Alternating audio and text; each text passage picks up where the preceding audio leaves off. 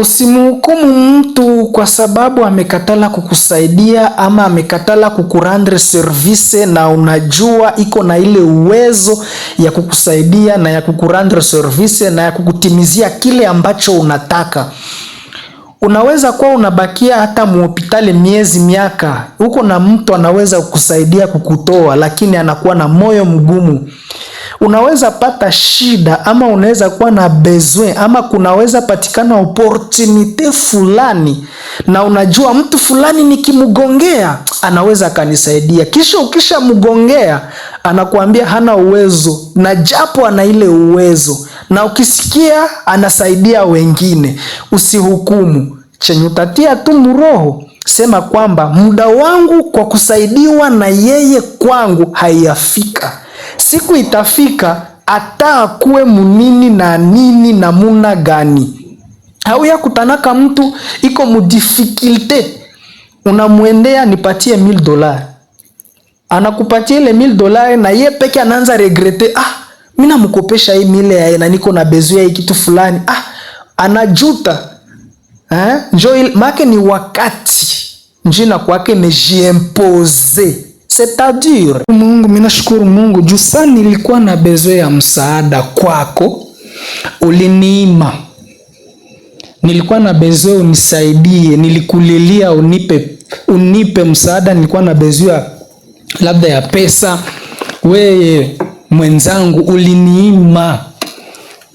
Nikakwambia nipatie basi hata kidogo hivi inisaidie kwa hii ndarudisha, ukaniambia hauna, japo ulikuwa na ile uwezo ya kunisaidia.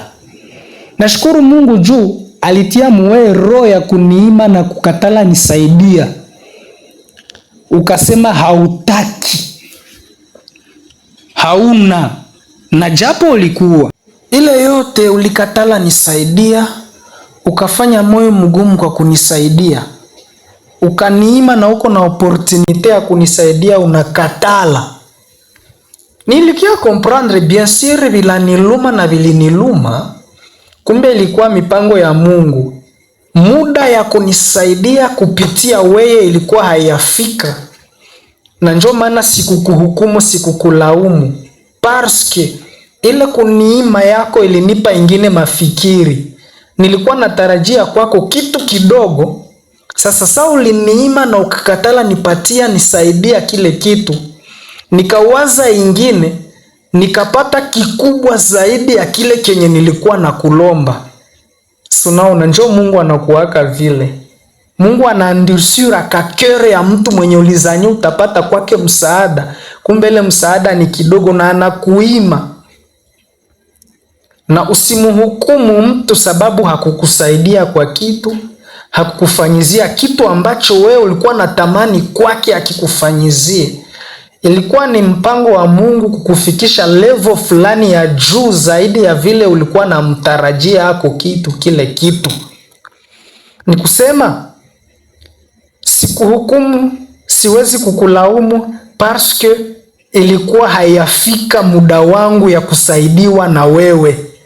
Sasa siku ile muda itafika ya kusaidiwa na wewe, hautakuwaka na maeshapatoire. Ni Mungu atakuwa ameamua utafanyaka kile kitu kwa wema. Ndo maana siwezi